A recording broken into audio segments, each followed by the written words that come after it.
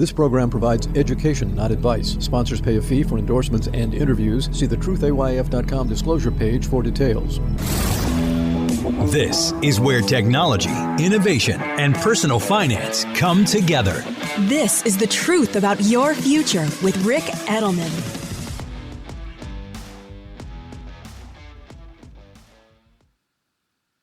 The truth about your future is made possible by Invesco QQQ. The future isn't scary. Not realizing its potential, however, could be. Invesco QQQ. Let's rethink possibility. Invesco Distributors, Inc. It's Friday, August 16th. Coming up on the show today, we have a great conversation from my Wealth Management Convergence about one of the most significant issues clients face in the world of personal finance. But first, let's talk about inflation. Over the past 12 months, inflation has fallen to just 2.9%. This is the lowest inflation rate since 2021, 3 years. Or at least that's what you're hearing in the media.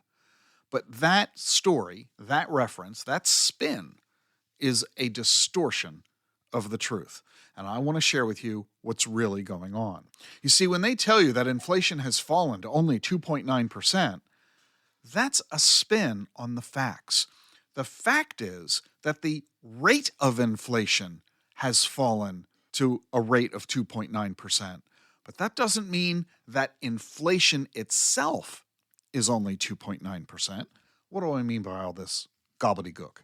Let me explain it to you. As you have been feeling this every day, you know that compared to 4 years ago, the cost of pretty much everything is dramatically higher. From haircuts to car repairs to childcare to hotel rooms. The prices are dramatically higher than they were. None of those prices have come down. When they say that inflation is down to 2.9, that's a misnomer. That's misleading. There's nothing down about it at all. Inflation means that prices today are 2.9% higher than they were a year ago. Higher, not lower. There's nothing down here. It's just that while the prices are rising, they're simply rising more slowly than they did before. The inflation rate was as high as 7, 8, 9% over the past few years. We're not having 7% inflation at this point. Inflation is 2.9. But let's not kid ourselves into thinking that inflation is down. It isn't. You're still paying 20, 30, 50% more for your goods and services than you were 3 years ago. So every time Janet Yellen, the Secretary of the Treasury, says that inflation is transitory, well, she's right. High rates of inflation didn't last long. That was transitory. But at the same time that she's right, she's also dead wrong. She's a liar, because when she tries to suggest, the inflation has come down, that doesn't mean the prices have come down. They haven't. You're still stuck with the higher prices that the high inflation created. It's kind of like a murder charge. Somebody saying, well, he's not murdering anybody lately. Well, that doesn't matter. They've already murdered a whole bunch of people. So where do you get off saying, no big deal that the murders are over? No, we are still going to prosecute, aren't we? Childcare is up 6.5% over just the last 2 years. Electricity bills are up 10%. Car insurance is up 40%. You feel this every day. On my road trip last month across the country, I paid $6 a gallon for gasoline in California. And so now the conversation, because the inflation rate is running at 2.9% right now, the lowest rate on an annualized basis since 2021, everybody is now looking to the Fed, saying, well, since the inflation rate has gone down so much, you ought to be able to cut interest rates now. But are they going to do that? And if so, when? And by how much? Is the Fed going to cut 1/4 point? 1/2 point? So what? Your butter and eggs and cheese and blue jeans and soap, they aren't going to go down in cost simply because the Fed lowers the interest rate. You're still stuck. with today's high prices. So we mustn't be fooled when politicians try to pretend that, yeah, things were bad, we had high inflation, but now we don't have high inflation and so everything's better. No, it's not better. Not yet.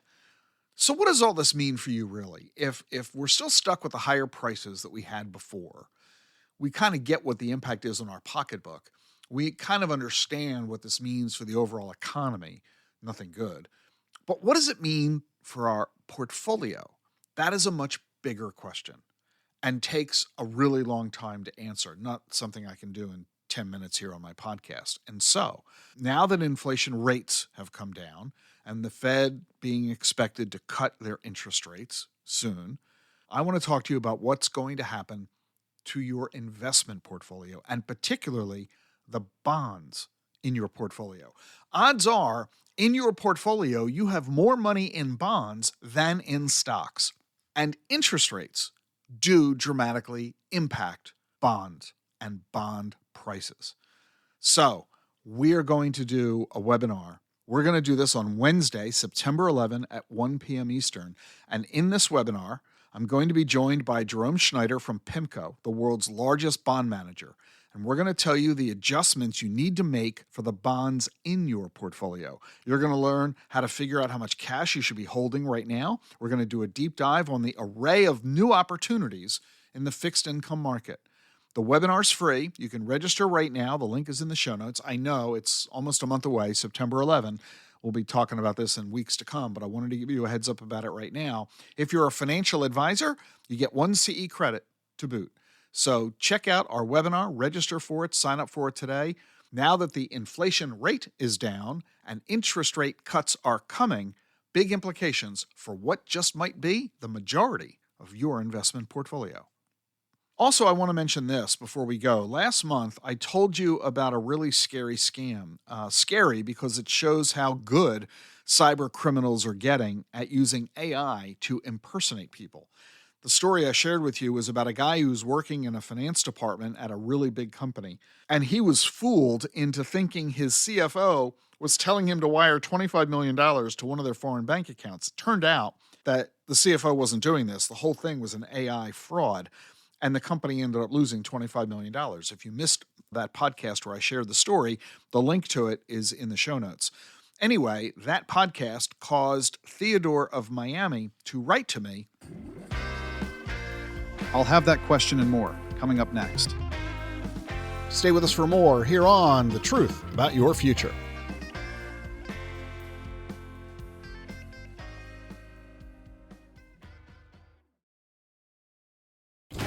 Electricity, a big idea that's inspired countless new ones. From powering the light bulb to virtually powering our entire lives. 30 years ago, State Street launched the Spider S&P 500 ETF, SPY.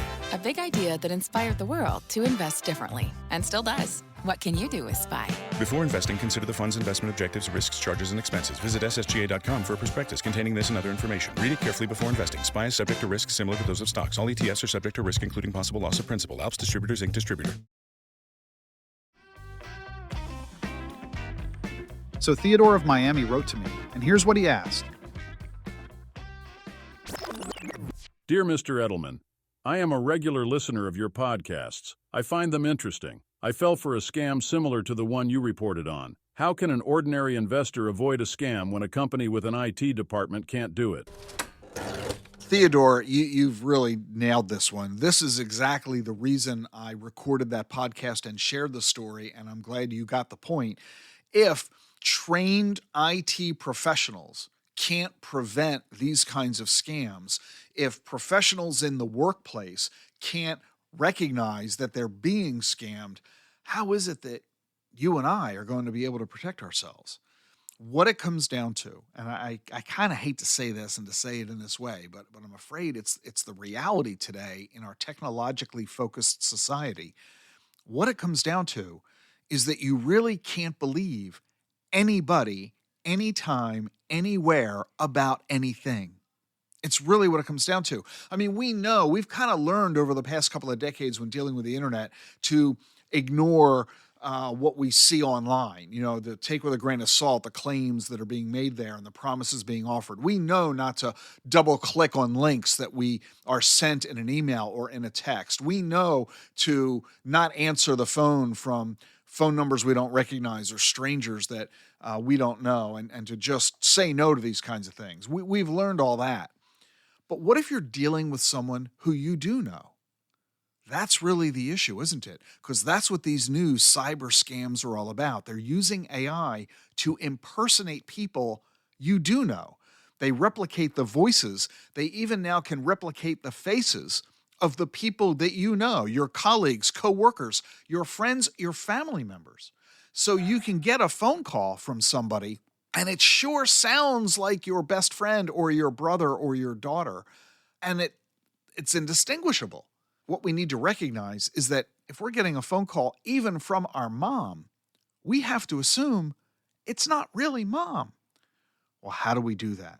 How can we get to a point where I can genuinely believe or trust that it is mom? It's real simple. Code words. You and your mom, you and your friends, you and your other family members, you and your coworkers have to establish code words. You already have passwords that allow you to effectively and safely access your email and your text and your online sites. You use passwords for that. We need to use something similar, a password or a code word, when dealing with your spouse, with your kids, with your parents, with your friends. Saying, if you're going to call me asking me for something, you've got to be able to give me the code word. And if you can't give me the code word, I'll know it's not really you. Because it might sound like you, it might look like you, but if without the code word, I'll know it's not you. And you need to change the code words periodically, and you need to transmit the code words only verbally between each other. You can't put the code word in an email or a text and send it, because your email or text could get hacked, and now all of a sudden the crooks have your code word. So you've got to be very careful how you transmit and where you store the code words, the same way you're careful with how you safeguard your passwords. I'm afraid this is what it's getting to. This is where we're headed in a world like this. So Theodore, you're onto it, and I'm glad you recognize the issue for what it is, and I hope everybody takes greater precautions in an AI age. You can send me your question as well. Just send it to askrick@thetruthayf.com. The link is in the show notes. Coming up next, college planning, one of the most significant issues clients face in the world of personal finance. We'll discuss this and more.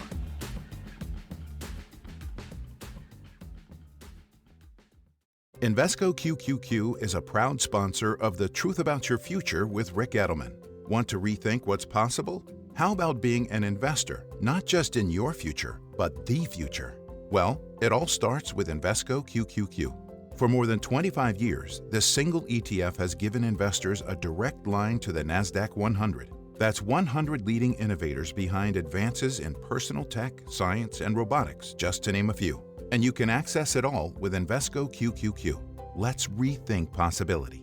There are risks when investing in ETFs, including possible loss of money. ETF risks are similar to those of stocks. Investments in the tech sector are subject to greater risk and more volatility than more diversified investments. The NASDAQ 100 Index comprises the 100 largest non-financial companies on the NASDAQ. You can't invest directly into an index. Before investing, consider the fund's investment objectives, risks, charges, and expenses. Visit Invesco.com for prospectus containing this information. Read it carefully before investing. Invesco Distributors, Inc.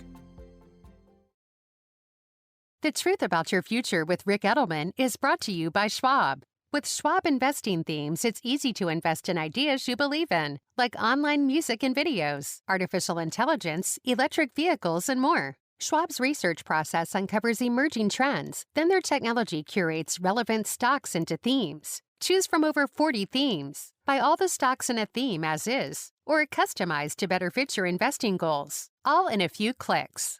Schwab Investing Themes is not intended to be investment advice or a recommendation of any stock or investment strategy. Learn more at schwab.com/thematic investing. Welcome back. The Truth About Your Future continues. The following interview is from my Wealth Management Convergence back in March. Okay, our next session is away from the investment side, more on to the financial planning side, the new approach to college planning. So please join me in welcoming onto the stage Ross Riskin and Christina Worley. Welcome to you both. I love the pedestrian stuff, the stuff that isn't high tech and innovative and new age kind of stuff, because you don't have to overcome the client's reticence or confusion. There isn't a client in the country who doesn't realize that college planning is one of the most significant issues they face in the world of personal finance. Parents are intimidated by it. They're petrified, frankly, by it because of the incredible cost of college. We are seeing more than ever annoyance and frustration because of the cost of college, the student loan debt fiasco, the inability for so many colleges to frankly prepare the students for careers the way that we are expecting, considering the incredible cost. So I'm really glad that we're talking about this topic. Ross, you talk about this all the time, and I got a quote here from you. I've heard you say it on stage. I've seen you write it in articles. What it costs is not the same as what you'll pay, and what you paid does not always equal what it cost. Yeah, that is something I say frequently. What it costs, meaning sticker price. And this is something usually at the forefront. This is what parents and students end up seeing when they go online, website, talking to guidance counselors at high school of, hey, this school cost $60,000 or 70 or 80. But the reality is not everybody pays that. When you factor in financial aid distribution analysis, really you have people on one end of the spectrum, the ultra wealthy or high income clients are gonna pay that. They shouldn't always pay that. We'll talk about that later. And then on the other end of the spectrum, those are actually qualifying for need-based aid, lower income households aren't gonna pay. But there is room in the middle where they're not able to pay that. And so when you look at financial aid distribution policies, no private schools could continue to operate in existence by charging twice the amount of state schools. And you actually look at the numbers and come down. And then the other side of that is, well, what you pay doesn't necessarily equal what it cost you. I look at when the bill actually comes due of, hey, spring semester tuition bills are just paid, and you have several options of how you pay that, right? You could pay that out of cash flow. You have a $25,000 bill that comes out, but $25,000 paying out of cash flow maybe cost you $40,000 because you have to pay with after-tax dollars, or from a 529 plan. So maybe you're paying 25 grand, but you put 15 in. So it really didn't cost you the 25, you didn't put that all in. Or maybe we'll get into on the student loan side, maybe you're using loans to actually pay for a part of that for which you don't end up actually paying that full amount back ever. Or maybe you're paying $25,000 back over 15, 20, 25 years, and there's some forgiveness element. So I think people get scared of the sticker price of this is so expensive, most people don't pay that, and then we don't spend as much time on the distribution planning side of like, where should you be taking money from to pay for this bill? And in many cases, college isn't the only education bill, especially when you're working with high net worth, ultra high net worth clients. There's likely private school before then, boarding school, other things to take into consideration. I also wonder if it's further complicated by the fact that in addition to the actual cost of school, tuition, room, board, if that school's 1,000 miles away, you're paying for airfare for this kid for how many times in a year? And just, you can add up all the other expenses and such. So. Yeah, absolutely. And then it even starts before then, the test prep of preparing for standardized tests that we're seeing are coming back. Most schools have gone test optional, but now we're seeing, I think another Ivy League school just added that back in. So there's other costs that are being incurred before you're even getting to that and have nothing to do with actually going to the school in question. But I would think that when you're counseling the client and the child is much younger, in elementary school, junior high, even potentially high school, you're assuming that the kid is going to go to college. Are you generally assuming that they're going to go to a private 4-year or a public 2-year?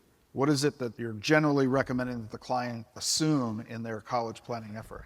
Yeah, I think you're seeing a lot of different things. I think it's erring on the side of caution or being conservative. You're probably assuming private school, so you at least have a higher funding goal that you're... And in that effort, are you therefore assuming the average cost of a private 4-year degree at full ride? Yeah. Even though you just said they're not exactly, and that's part of the challenge. Look, the majority of people that I've encountered of talking to advisors across the country, 99% of what advisors do when they say they do college planning is they do exactly this. It's what's the average cost of a private school, take an inflation rate, 4 to 6%, inflate it out back into what amount you need to save. That's just a time value money problem. It doesn't address the other concerns. Which means you're overfunding. Potentially. I mean, it's a good starting point to actually do that. But the problem is advisors usually stop there and they don't provide any additional value. Don't usually, when it comes time to knowing which schools to apply to, did you save enough evaluating different options that way? So Christina, from your perspective, how many students are getting a full ride? Well, I think that the statistics are only 0.3% of students actually get a full ride. 0.3? Yes. So virtually nobody. Yeah. So if you're planning on it, you shouldn't. A Division I student would get $20,000 a year for the 5 sports that pay the $20,000, and I think it's Division II gets $9,000 on average a year. So really, you shouldn't be planning. So they're getting 20% maybe of the cost for a private school. So Florida has a lot of benefits. Down here, we have Bright Futures, and we have the Florida Prepaid, and there's a lot of Florida-specific benefits down here. But I'm sure Ross will tell you that if you do a community college, it knocks 40% off the cost of your school, of what you're going to be paying. Is that a welcome recommendation to parents? Have your kid go to a community college for 2 years, live at home, and then transfer in as a Sure. If you can talk them into it, it saves a fortune. I didn't ask if you can talk them into it. I asked what was their reaction. That's the challenge. Yeah. How successful are you at talking them into it? I'm kind of successful. 0.03? No. No, because you can tell them that the kid gets a condo when they graduate, or if there's extra in the 529 plan, you can roll $35,000 into a Roth. There's a lot of things you could do with the money if you oversave. If the kid's a little shaky, putting that 2 years into a local community college saves the family a fortune. And a lot of times the kids don't do too well in the private schools the first couple of years. Having them at hand kind of keeps an eye on how things are going astray and watching them. Yeah. I mean, that's a good point. That is a difficult conversation to have, especially if it's coming from you as the advisor who you're having very maybe limited contact with the student to begin with, and then where are all their friends going? Yeah. Are the buddies going? So you have to combat that. But I think a positive note is the next generation is actually a little bit more aware and pragmatic, like financially, of that, and are concerned about, hey, what am I going to major in? What's the starting salary? There's a little more awareness of that, which maybe makes that conversation a little bit easier, but it's still challenging. College enrollment is down compared to 5 years ago as people are rejecting the cost and time and the lack of career opportunity that the degree will. Yeah, those English majors, I mean, my gosh. Well, I always say that when a client tells me that their kid is majoring in philosophy. I'm like, oh, they're going to go work for a philosophy company? Yeah, but you know what? I'll push on that because I think what's interesting is for the past 10 or 20 years, everything has been STEM, STEM, STEM, right? Engineering degree, mathematics degree, but you can read conflicting things now with AI of, do you need to go to school and know how to code and do that? So there is the start of this pendulum shift back to liberal arts education for certain things at certain schools. So there's no denying that, like the value of those degrees is more valuable at certain schools than others. But 10 years ago, if we talked, we would have said everybody needs to know how to code and write applications. But I don't really think that you're saying that they should spend 120 grand. No, not at all. Not at all. No. Not at all. Not saying that. You're right. You're correct. You're correct. To clarify. But to that point, as an advisor, you're dealing with so many different kinds of clients. I mean, people who have young children versus kids in high school, grandparents increasingly involved in this situation. I deal with the grandparents a lot more than he does. No, because I have wealthy clients and their grandparents, and with the rules now, it's $180,000 the grandparents can put into a 529 for a grandchild. It's not going to count against their FAFSA now at all. It used to be the assets and the income would count against it. Now they don't. So they can overfund it, and then the parents can use $10,000 a year for K through 12 private school, which is wonderful for the parents.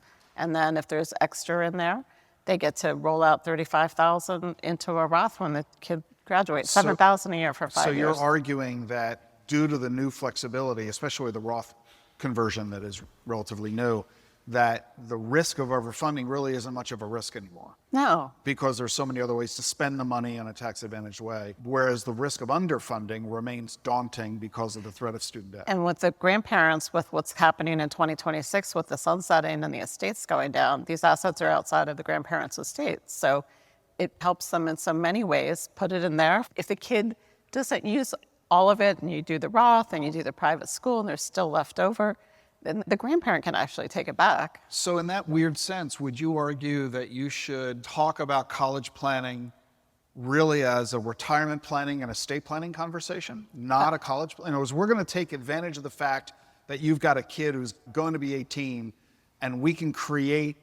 move money around in such a way that we take advantage of the fact that we're going to call it a college funding plan, but nudge, nudge, wink, wink, we are not using it for college. We're going to use it for retirement planning or estate planning. For the grandparents, I always bring it up as a way to handle taking care of the kid, and you can always take it back as a grandparent as long as you haven't told the child how much is in that account for his college, because the kid's going to hate you. But under the law, don't you have to? No, it's your account as a grandparent.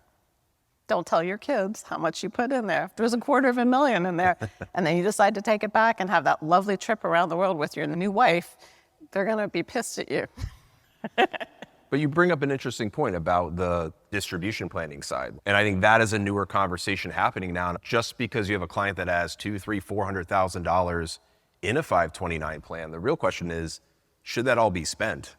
And should it be spent now? And so that depends on the client situation, right? If you have grandchildren and other grandchildren, you want to maximize the use of that. And you can always switch it between grandchildren. If you have a lot of them and you own it as a grandparent, whoever in there is in the mix that's your fave, you can switch it. So one of the mistakes I find new grandparents making is that the first grandchild shows up, they're so super excited, and they proclaim to the parents, we're paying for their college. And then there's 8 more coming down the road. A good friend of mine made that mistake. He and his wife declared that they would pay for school. They didn't say college, they said school. So they're putting the grandkids through private school, K through 12, and college. They're wealthy, fortunately, but they said this at the first grandchild. 7 grandchildren later, 5 of them from one of their sons. When they had the 5th child, and they were like, at this point, getting kind of fed up with the whole thing, now they're funding all of this, they said to their son, if you have a 6th child, we are not paying for their education. 2 weeks later, he got a vasectomy. So you should have had that conversation a long time ago. But it does raise the issue because the kids are different ages, and very often the grandparents might not have had the resources when the first grandchild was born. But as everybody's aging and even the grandparents now reaching retirement, they now have the resources and they're now ready to do a bunch of funding for them. The issue of fairness comes up. How do you fund all of these different college accounts? Do you give everybody an equal amount of money, or do I age adjust the amount of money that I put into each child's account? Do the younger kids get less than the older kids because the younger kids get more compounding?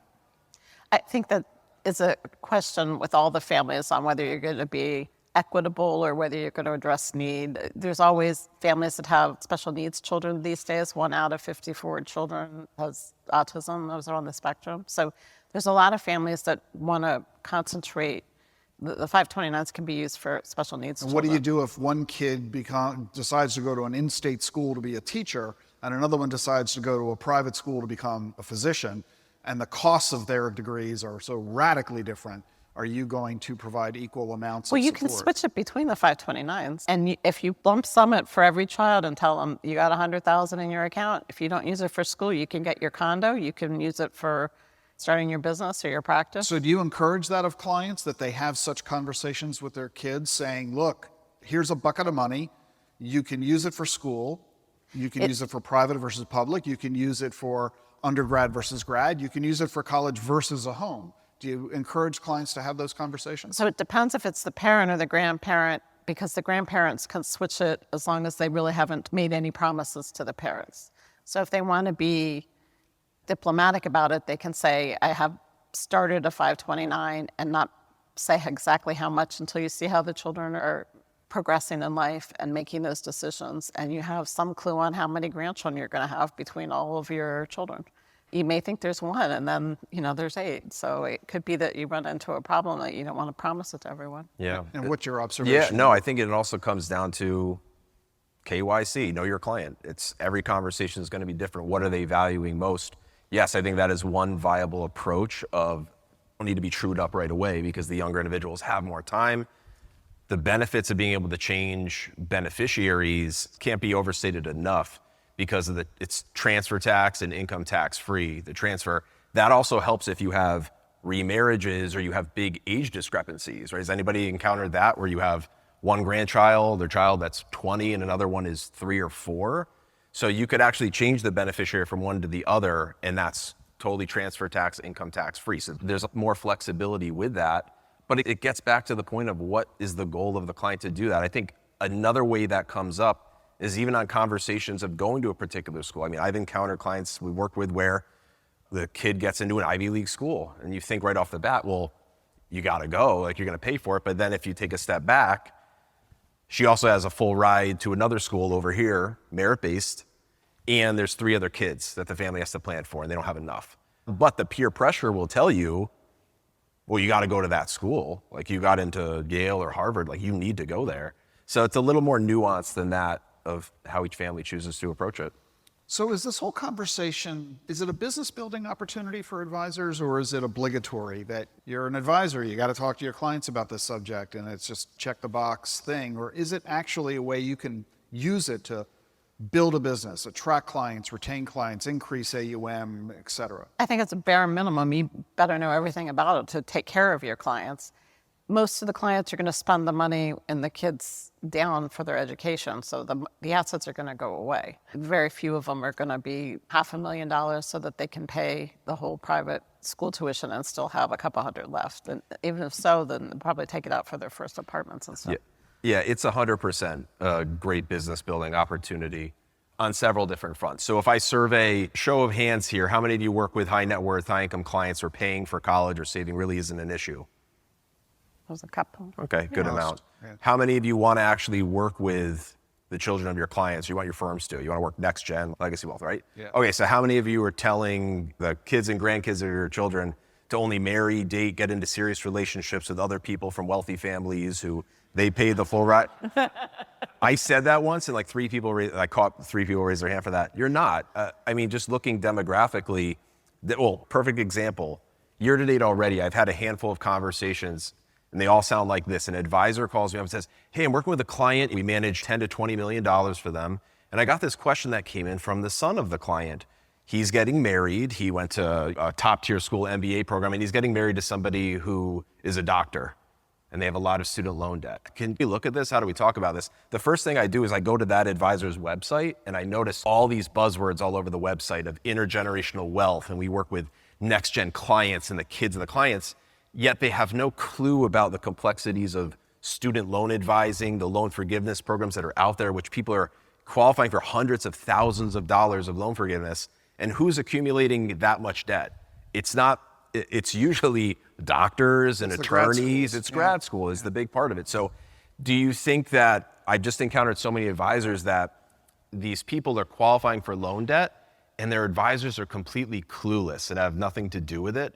So do you think that person's ever going to forget that they had 6 figures of student loan debt forgiven? They're never going to forget that, but they also won't remember that their advisor had anything to do with it or help them. Even being part of the conversation to look into different things, even if you're not an expert in it, you can't do it, it's having the conversation because those options are out there. So you've got to be aware of the rules and the programs and the packages. Secure Act 2.0 has Big changes. Yeah, so talk about what's there that advisors need to be up to speed on. So there were 2 big negatives. One is a lot of people that had small businesses or a family farm used to make themselves very poor when their kids were coming up.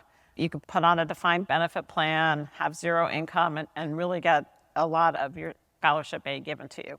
So the family farm and small businesses, they're not just looking at the income starting at 24, 25 year, they're actually looking at the assets. If you have a $10 million farm that's not generating any money, you're not going to get the help for your children anymore. The other thing is if you had multi-children in college, that used to be also a discount. If you had 2 or 3 going at once, that would divide by 3 what your expected family contribution would be, and you could pay a whole lot less. So you could get a whole kid for free when they were all going at the same time. They have taken that away too this year, so that's not good. Those are the 2 big negatives for this year. Yeah. They say there's going to be a Secure 3.0, but I'm assuming not anytime soon. Well, they have to agree on a lot of stuff. We don't seem to have tons of agreement these days. But you did get, this year, you got the grandparents being able to give money. So if your parents are now no longer going to get the aid that they thought they were going to get because they have more children or their own business, at least the grandparents can give it and have it go through. And they have one more good thing that happened this year. It's if the parents' pre-retirement income for 24, 25, and thereafter no longer needs to be on the assets. So if you have money in the 401k, that's no longer going to be taken as to the expected family contribution. You're a CPA. Yeah, CPA, CFA, CFP. Sorry to have you admit that, but are there any other tax rules that advisors need to be thinking about regarding the Secure Act or college planning generally that may not be top of mind? I don't know, Ross, do you have any? I mean, the big one that's come up has been about excess contributions being able to roll into Roth IRA. I mean, we mentioned that before. Like that's it. But there's still only 35,000. So it Yep. has to be. So this is why you want all your people to go do it this year. The account needs to be in existence for 15 years before the Roth gets rolled to the individual client. And the money that you're rolling needs to be in there at least 5 years before. So you can't wait until like 14 years, plop it in and roll it out. And then the child needs to actually make some money because it's a Roth. They're going to take it out of the 529 and they're going to roll it into a Roth every year. So they need $7,000 a year for 5 years. So they have to have $5,000 of income after they graduate college, which hopefully they would all have. So are you therefore arguing that the grandparents front load the 529s? Absolutely. They do, all the time. Well, in addition to that, there's still two gray areas with the rollover piece. They both really relate to that 15-year rule. The first is, has anybody ever recommended people move money from one 529 plan to another? Maybe the first 529 plan was set up when the child was born, and now it's 18 years later, but you recommended that change out of the best interest of the client, lower fees, whatever, better options for investments. You just reset the clock whenever you did that. The other big issue is, do beneficiary changes reset the clock? So that is still to be determined. I've seen it being argued either way. I can't imagine why they would let that reset the clock, because the other thing that's being talked about more is, well, whose Roth IRAs are going into, right? We're all talking about the beneficiary, which in most cases is the student. Are you all aware of and familiar with the retirement crisis for people in their 20s? No, because it doesn't exist. I would think what would make more logical sense for many families would be able to change the beneficiary back to the parent and let the parent use that money to go into their own Roth IRA for themselves. I mean, one of the biggest benefits for 529 plans has always been flexibility of beneficiary changes. So the way it's kind of being talked about more, oh, we got a couple grand into a Roth for a 20-year-old, this just should be another opportunity to get it back into the account owner for their own name. And another reason why that makes sense is because what do we think the government wants? Do they want Roth IRAs for people who have 60, 70, 80, 100-year time horizons of that growing tax deferred?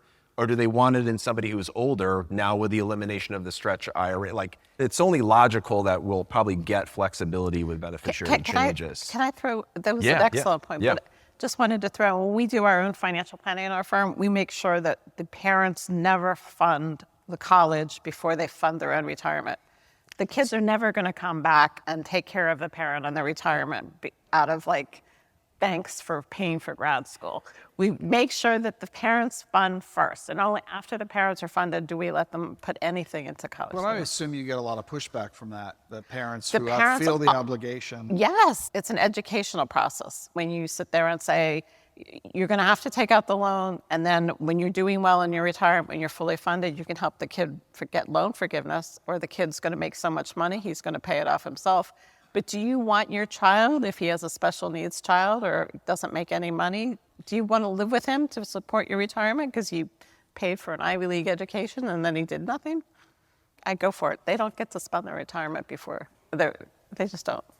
And related to that, the point you just made, Ross, about the need to, or the desire to have the laws written in a way that allow the parents or grandparents to use the overfunding of the account to fund their own retirements rather than the children's retirements, that kind of flies in the face of the increased debate in Washington that all of these savings programs, starting with the 401k, are benefiting the wealthy, that the bulk of these tax benefits are accruing to the upper middle class who are going to save anyway, as opposed to freeing up those government funds to the lower economic strata who aren't saving.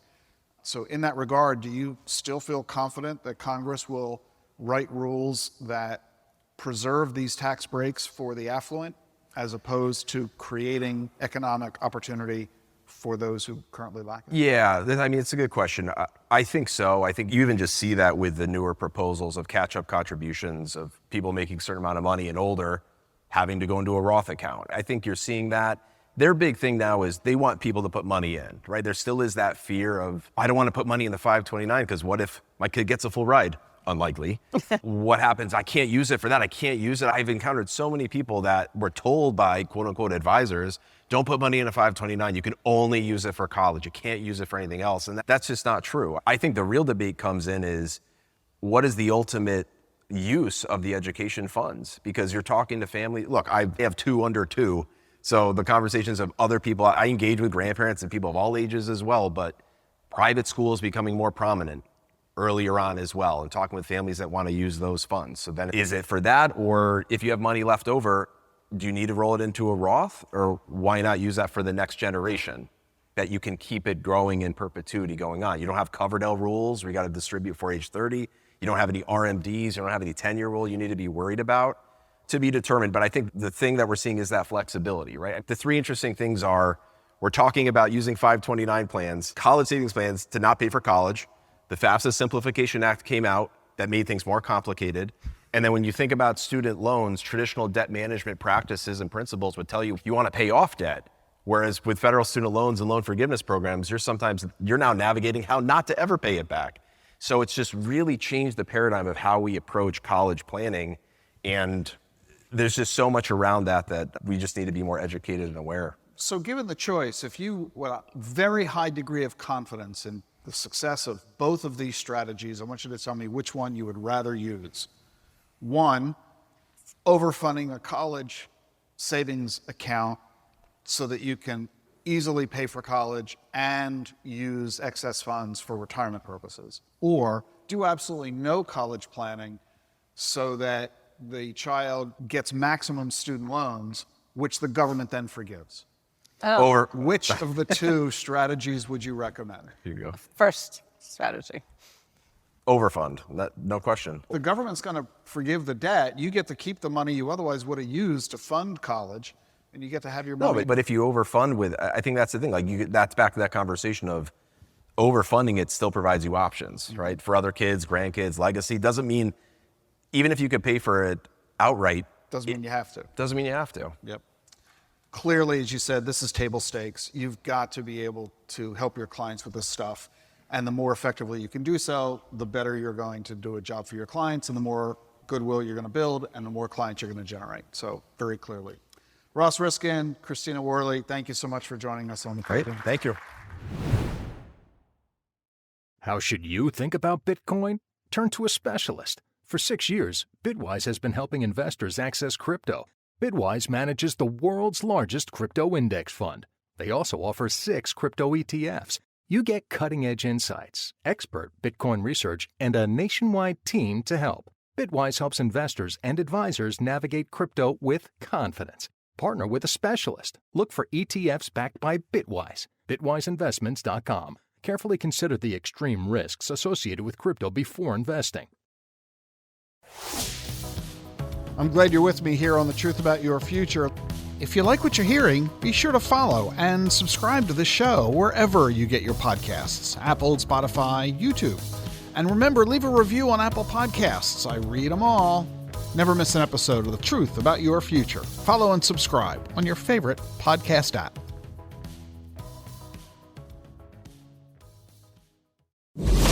How do advances in science, technology, and medicine translate into investment opportunity? Listen and learn. This is The Truth About Your Future with Rick Edelman.